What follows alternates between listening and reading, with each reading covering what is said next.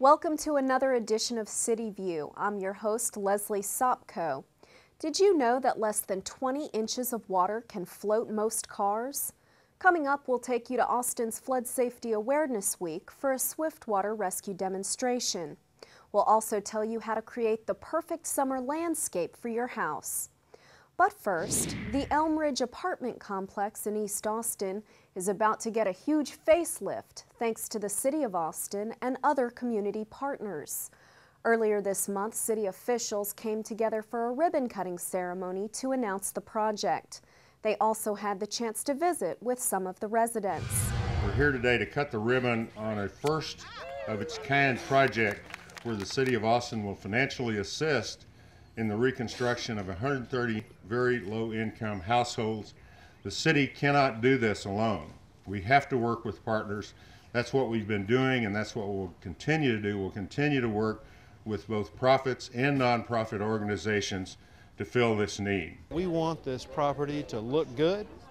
We want moms and dads and kids to be proud of their home here. We want to sustain a great community that's a part of an emerging neighborhood, and we're going to start with rehab outside, changing the way these buildings look, landscaping, parking lot improvements, community center, computers, and then we'll get inside the units and update the kitchens and bathrooms and the flooring, and it will be, over the course of 9 months, a very different looking place than it is today. We met with the residents some time back and wanted to get their thoughts on what they feel would make this more of a community feel.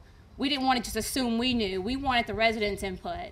So we put some things together, and they told me about some activities and services they wanted, and we're so excited to bring it to them. We were just talking with a couple of residents this morning, and everyone is absolutely excited. Thank you, City of Austin and all its components, for allowing this great opportunity to be brought here at Elm Ridge. I'm really glad about the new cabinets, the countertops, the windows, the appliances, the ceiling fan, really just about everything. Everybody's really excited. Everybody that I've talked to is really excited. Austin City Manager Mark Ott remains committed to making Austin the best managed city in America. For neighborhood housing and community development, this means providing and preserving affordable housing to low-income families. And now it's time for an Austin City Council update from Larry Schooler. Your average bike rack isn't much to look at, but the Austin City Council thinks racks could have artistic value. They voted to accept grant funds for artists to design unique, durable artwork that will function as downtown bike racks. Those bike racks might not be the only noticeable change downtown someday. Council voted to have staff analyze how a new convention center hotel in downtown Austin might impact the local economy. Staff will present analysis and possible strategies for facilitating development of such a project. Meanwhile, we seem to need more energy, so Council approved $1.5 million for a new electric substation on a portion of the Morris Williams Golf Course to meet that growing demand, particularly near the Miller redevelopment. Finally, Council unanimously rejected a proposed 3-year contract extension for recycling services. The extension could potentially have reduced the cost of processing recyclable materials, but Council wants to consider proposals to build a regional recycling plant here rather than pay someone to take recyclables elsewhere. In all, Council considered 70 items at their last meeting. Their next regularly scheduled meeting is April 8th. For CityView, I'm Larry Schooler. If you'd like to watch an Austin City Council meeting, please visit the Channel 6 website at cityofaustin.org/Channel 6. Moving on to other news, Central Texas has the highest risk of flash flooding compared to any other region in the United States. In fact, there have already been 2 deaths caused by flash flooding since last fall. That's why the City of Austin hosts a Flood Safety Awareness Week each spring. This is in conjunction with a nationwide campaign led by the National Weather Service. The saying, "Turn around, don't drown," is one that all Austin residents need to take seriously. We had a flood awareness kickoff day today, and the real message that we want to send to everybody is turn around, don't drown. And what that means is if you see standing water, don't drive through it because you think it's not that deep, or you can, oh, I can get through it. But so many times people become victims of flooding and flash flooding by not turning around, don't drown. One of our department's jobs here in Austin is to help conduct rescues when people find themselves trapped in high water or flood situations. The last major flood event that we had here in Austin was in January of 2007. During that particular storm, we got over 5 inches of rain in about 5 hours. Collectively, these departments conducted 9 swiftwater rescues during that time. Here in Austin, we try very hard to prevent situations that put you in a position of having to be rescued. Some of the things to be aware of is when you see low-lying areas before they even flood out, make sure that you sort of know where they are.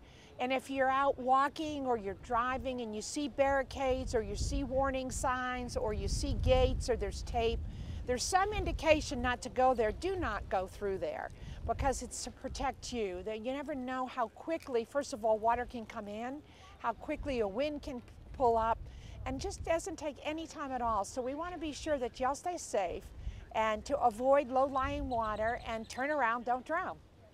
I drew a poster for the contest, and so I'm here and I just got my Swiftwater rescue boat ride. If you see a Swiftwater crossing like barricades or a sign that says low water crossing, turn around, don't drown. Don't just go on across the bridge. The children in the video were winners of the annual Flood Safety Poster Contest. Students from 3 age categories were recognized for their artwork depicting the theme, Turn Around, Don't Drown, and the dangers of driving through floodwaters. Well, it's not too late to fill out your 2010 census survey. Your vote can help determine how much federal funding is given to Austin for things like public works projects, emergency services, hospitals, schools, and senior centers. Travis County Judge Sam Bisco and Mayor Lee Leffingwell recently held a Census Summit to encourage all Austinites to participate in the survey. In 2000, the census undercounted the population in Travis County by 15,732 people, according to an independent study.